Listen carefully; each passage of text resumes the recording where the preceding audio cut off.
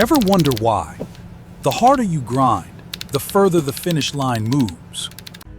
Why is it that the coffee shop on the corner struggles with a predatory lease, while the retail giants get tax breaks fit for royalty? An entire generation of entrepreneurs is burning out in silence, not because they lack hustle, but because they're playing a game that was never designed for them to win. You see, making money and building wealth, they aren't the same. One is trading your life for a paycheck.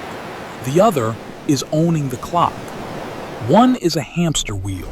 The other is the engine. If you don't realize this soon, you'll spend your life building someone else's empire while your own dreams starve. So, how do you stop being a pawn and start becoming the grandmaster? Today, we're pulling back the curtain on the illusion of financial freedom. We're exposing the paths the masses are blind to. Welcome to the invisible driver, where there are truths that society doesn't want you to know. Think about your bank account for a second. You see a number and you feel a sense of security. But here is the cold, hard truth. Those numbers are a lie. They aren't money. They are a claim on your time, and that claim is expiring. Most people think inflation is just prices going up. They think it's some natural weather pattern of the economy. It's not. Inflation is a deliberate, silent export of your life force. Every hour you spend grinding at the office, every late night you put in to get ahead, an invisible hand is reaching into your pocket and shaving off the edges. Let's look at the numbers because the math doesn't lie. In 1970, the average home in the United States cost about $24,000. Today, that same home, often older and in worse condition, costs over $400,000. Did that house get 15 times better? Does it have 15 times more rooms or 15 times more magic? Number. Your money simply got 15 times weaker. While you were working harder to earn more dollars, the people who actually run the game, the ones who own the assets, the ones who control the printing presses, were busy debasing the currency. They are exporting the value of your labor to fund their own bailouts and their own empires. You are running faster and faster on a treadmill that is being tilted against you every single year. The lesson here is simple but brutal. In the modern world, saving is actually losing. If you leave your wealth in cash, you are holding a melting ice cube in the middle of a desert. You are literally watching your past effort evaporate. But why weren't we told this? Why were we told to save for a rainy day, while the banks were making sure every day was a drought for the middle class? The answer is uncomfortable. It's because the system doesn't want you to be a sovereign owner. It needs you to be an efficient worker. And to understand how they managed to convince an entire nation to play this losing game, we have to look at where it all started. We have to look at the very buildings where we were taught how to think, or rather, how not to think. If you think the theft of your money is bad, wait until you hear how they hijacked your mind before you even received your first paycheck. Think back to the classrooms you spent 12 or even 16 years of your life in. The rows of desks, the synchronized bells, the permission to speak, even the permission to use the restroom. You were told this was education. But if you look at the design, it was actually an industrial age assembly line. The American school system wasn't built to produce innovators or owners. It was perfected in the late 19th century to produce units-compliant, punctual, and predictable workers who could staff the factories of the Industrial Revolution. You were taught to follow a curriculum designed by people you'll never meet, to solve problems that have already been solved, and to value the A on a piece of paper more than the actual skill in your hands. And here is the most expensive part of that trap: the student loan. We tell 18-year-olds to sign their lives away for $100,000 in debt before they even know how a mortgage works. We call it an investment in your future. But for many, it's a cognitive mortgage. You graduate with a massive liability and a skill set that teaches you how to be a high-level employee, but never how to own the company. You are trained to trade your most valuable asset, your time, for a fixed salary, while the people who own the system keep the profit and the freedom.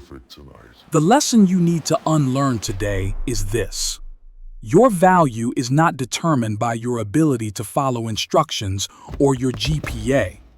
In the new economy, being a good student is actually a liability. Success now belongs to those who can think outside the preset curriculum, those who can spot opportunities where the masses see only rules. But even if you break free from the classroom, there is a much bigger hurdle waiting for you. Most people leave school and immediately fall into the trap of thinking that a big paycheck is the same thing as being wealthy. They spend their whole lives chasing a higher salary, only to realize they are still stuck on the same hamster wheel. The question is, why do some people with half your income end up with 10 times your freedom? The answer lies in the fundamental difference between making money and building wealth. And if you don't understand the velocity of capital, you'll be running this race forever. Let's get one thing straight. Having a high income does not mean you are wealthy. In fact, some of the highest earners in America are actually the most enslaved. Making money is linear. It's an addition game. You work an hour, you get paid X. You want to double your money? You have to double your hours. But here's the problem. Time doesn't scale. You only have 24 hours in a day, and the system knows it. This is why a surgeon making $500,000 a year can still be poor in terms of freedom. If he stops cutting, the checks stop coming. He's just a high-priced battery in someone else's machine. Building wealth, however, is exponential. It's a multiplication game.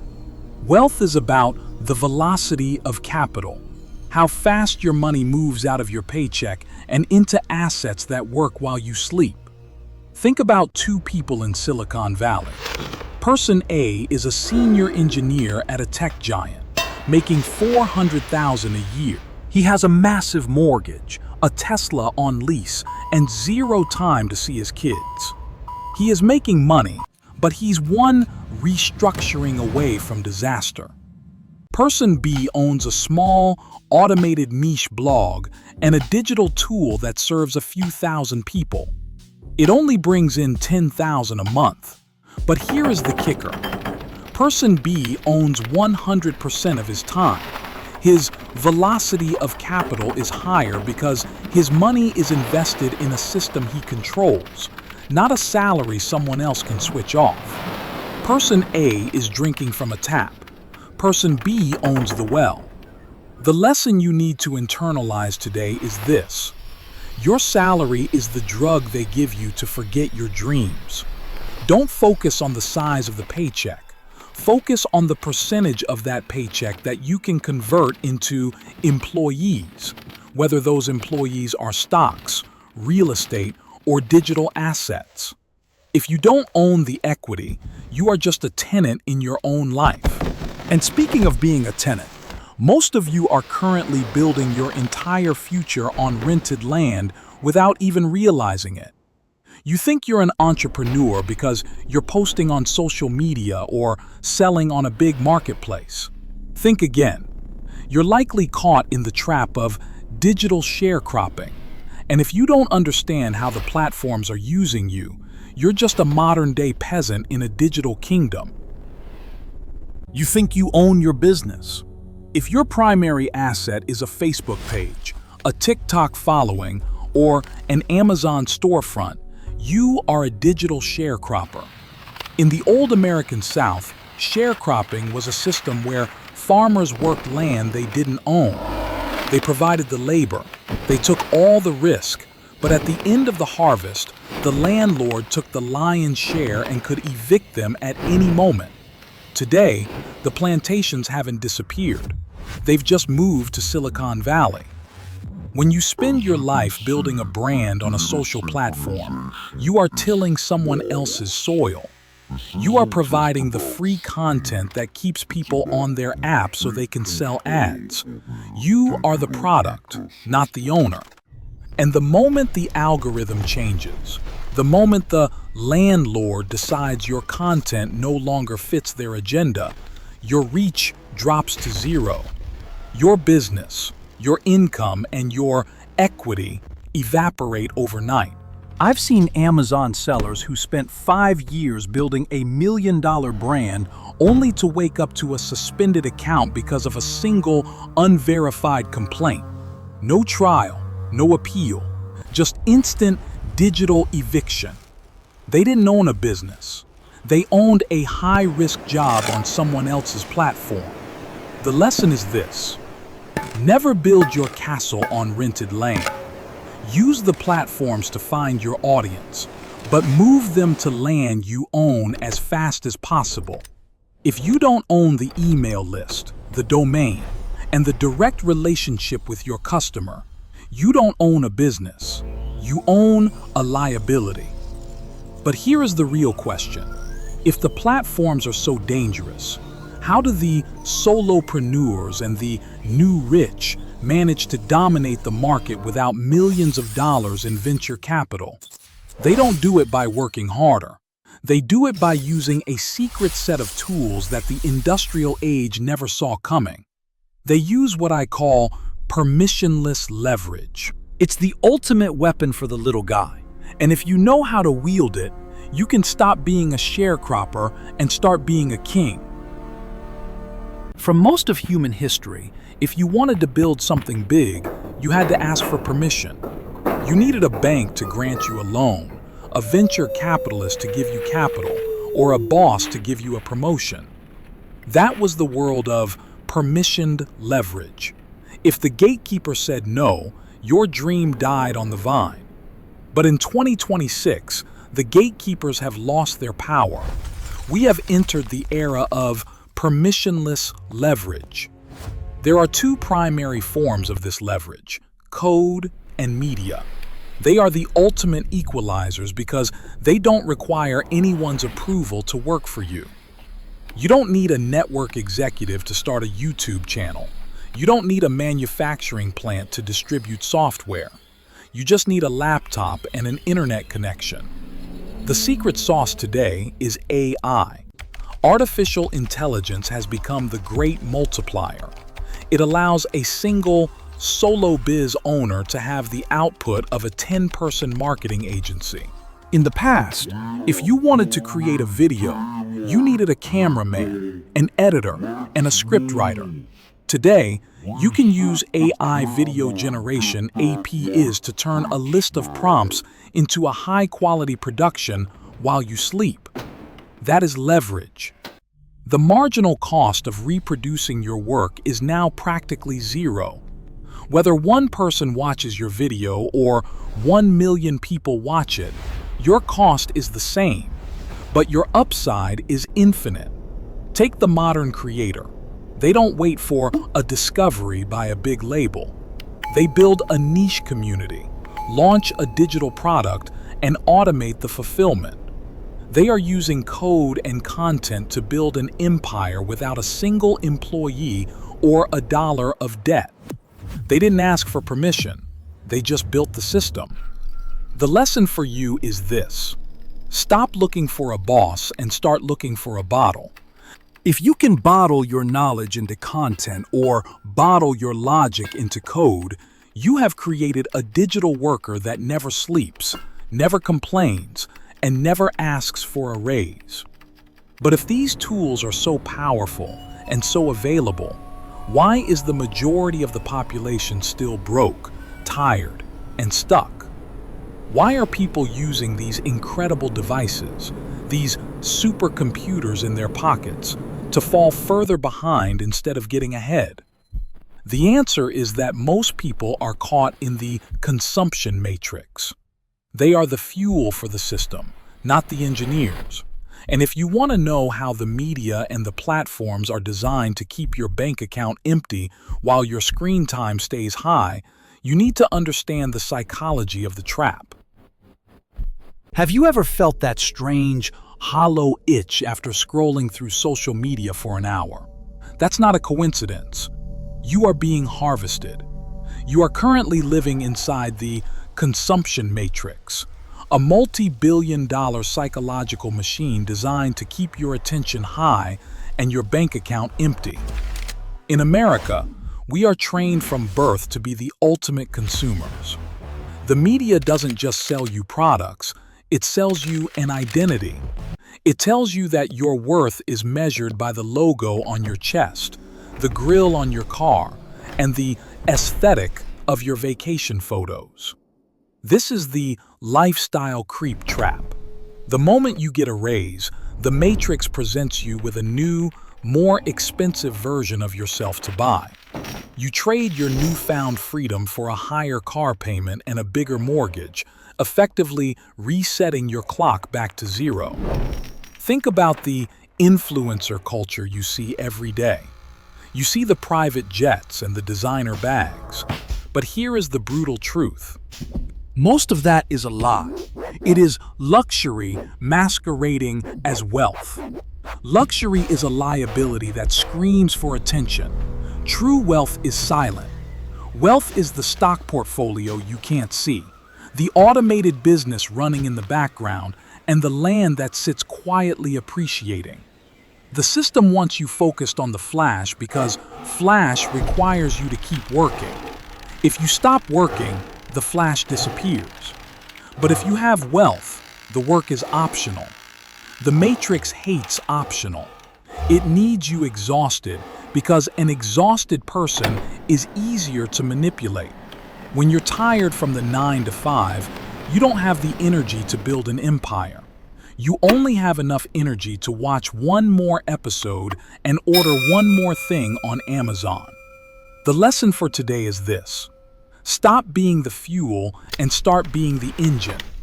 Every dollar you spend on a want before you own your needs is a soldier you've sent to die in someone else's war. You need to stop trying to look rich and start focused on actually being powerful.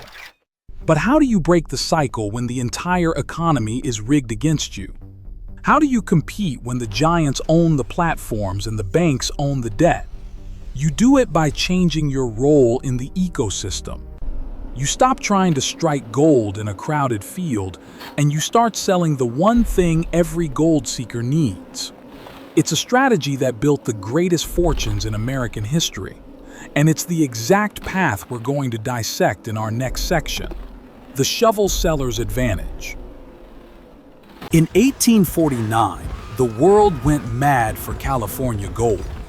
Thousands of men quit their jobs, sold their belongings, and headed west with nothing but a dream. Most of them died broke, sick, or bitter. But there was one group that got incredibly rich without ever touching a pickaxe. The people who sold the shovels, the pans, and the denim jeans. This is the shovel seller's advantage. While everyone else is gambling on a high-risk gold rush, the strategist looks at what those gamblers must consume to stay in the game. It is the shift from being a player in the lottery to being the person who owns the lottery machine. Think about the massive AI revolution happening right now. Thousands of startups are burning through cash trying to be the next big AI app. Most will fail. But look at NVIDIA. They don't care which AI company wins the race. They just care that every single one of them must buy their chips to even start their engines. NVIDIA is selling the shovels. Or look at the e-commerce explosion. For every one person who actually got rich selling products on Amazon, There were 10 people who made a fortune selling the software to track keywords, the agencies to manage the ads, or the logistics tools to ship the boxes. The miners take the risk. The shovel sellers take the profit. The lesson is this: in any booming market, find the bottleneck. Don't compete where everyone else is digging. Instead, identify the one tool, the one service, or the one piece of infrastructure that the entire industry relies on. Congratulations. By serving the Thank miners, you. I'm excited to create use a it. business with high probability and consistent demand, regardless of who eventually strikes gold. Selling shovels is the safest way to enter a market, but if you want to be truly untouchable, you have to go a step further. You need to stop being just another supplier and start being the only answer to a very specific question. You need to move from a commodity to a personal monopoly. And if you think you're too normal to be a monopoly, think again, because in the next section, I'm going to show you how to stack your skills to become a category of one. Most people believe that to get ahead, you have to be the best in the world at one thing. They think they need to be the best coder, the best writer, or the best salesperson. But being the best is a trap. It's a statistical nightmare. If you are competing with 8 billion people to be the best at a single skill, you are playing a game with the worst odds on the planet. The real winners don't compete. They escape competition. They build what I call a personal monopoly. A personal monopoly is the result of skill stacking. It's the intersection of 2 or 3 different skills where you are the only person who occupies that space. You don't need to be the top 1% in any of them. You just need to be in the top 15% of 3 things that don't usually go together. Think about a generic copywriter in the US today. They are a commodity. They are competing with millions of freelancers on Upwork, and frankly, they are being replaced by AI as we speak. That's a race to the bottom. But now, look at someone who is a decent copywriter, who also understands high-level AI prompt engineering and has a background in biotech startups. Suddenly, they aren't a freelancer anymore. They are a personal monopoly. There might only be 5 people in the world with that specific combination. They don't have to bid for jobs. They set the price, they pick the clients, and they own the market. They have successfully escaped the commodity trap. The lesson is this: do not try to be better than everyone else. Focus on being unique. When you are better, you are still on the same playing field. When you are unique, you are the only one on the field. You aren't just a worker, you are the brand, you are the asset. But building a monopoly requires something that most people are terrified of. It requires you to stop playing it safe. In fact, the very thing you were taught was safe, having a steady job, following the rules, and staying in your lane, is now the most dangerous path you could possibly take. We are living through a survival paradox. The people who are trying to survive by being careful are the ones who are going to be automated out of existence. Why is playing it safe actually financial suicide in 2026? We are going to dive into the brutal reality of risk in our next segment. If you are following the rules, the ones written by your parents, your teachers, and your HR department, you are not being safe. You are being led to a slaughterhouse. We are living through the survival paradox. In the old world, the most dangerous thing you could do was start a business or jump into the unknown. The safe path was to get a good corporate job, contribute to a 401k, and stay invisible for 40 years. But in 2026, the variables have flipped. Today, Having a single employer is the most reckless financial gamble you can take. It is a single point of failure. If one person, a manager, a CEO, or an algorithm can decide that your income is zero tomorrow morning, you aren't safe. You are a hostage. Look at what has happened to the American middle class over the last 24 months. We've seen tens of thousands of secure, white-collar jobs at tech giants and law firms decimated, not by a lack of hard work, but by a line of code. These were people who played it safe. They went to the right schools, they checked the boxes, and they stayed in their lanes. And yet, they were the first to be hollowed out because their skills were centralized and easily duplicated by a machine.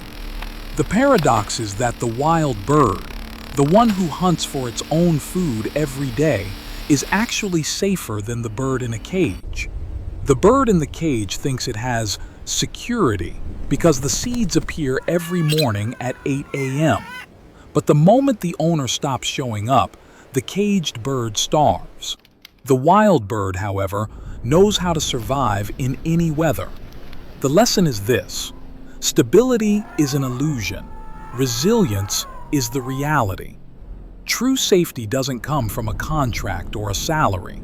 It comes from having multiple, decentralized streams of income and a set of skills that the system cannot easily replace. If you have 10 clients, losing one is a bad Tuesday. If you have one boss, losing them is a catastrophe. The middle class is being evaporated. You are either moving up into the sovereign class, those who own their time and their assets, or you are being pushed down into the automated class, those who are replaced by the very tools they were supposed to use. The question is no longer, how do I stay safe? The question is, how do I exit? How do you take all the pieces we've discussed, the leverage, the monopolies, the shovel-selling strategies, and turn them into a final departure from the system? It's time to stop playing the game and start writing your own rules. It's time for the sovereign exit. We have spent this entire journey dissecting the traps, the silent theft of your currency, the factory-designed education, and the digital plantations where you till soil you'll never own. By now, the curtain has been pulled back. You can no longer unsee the invisible driver behind the curtain. But awareness without action is just a different kind of prison. It's time to talk about the door. It's time for the sovereign exit. Becoming sovereign isn't just about having a certain number in your brokerage account. It is a fundamental shift in your status within the ecosystem. In the old rules, you were a consumer or a worker, a resource to be used by the platform. In the new rules, you are the platform. You are the architect. The sovereign exit happens when you stop seeking a seat at someone else's table and you build your own house. It's the moment you transition from an employee who sells time to a freelancer who sells results to an owner who sells systems, and finally to a sovereign who owns their own rules. Look at the people who have actually achieved this in the modern age.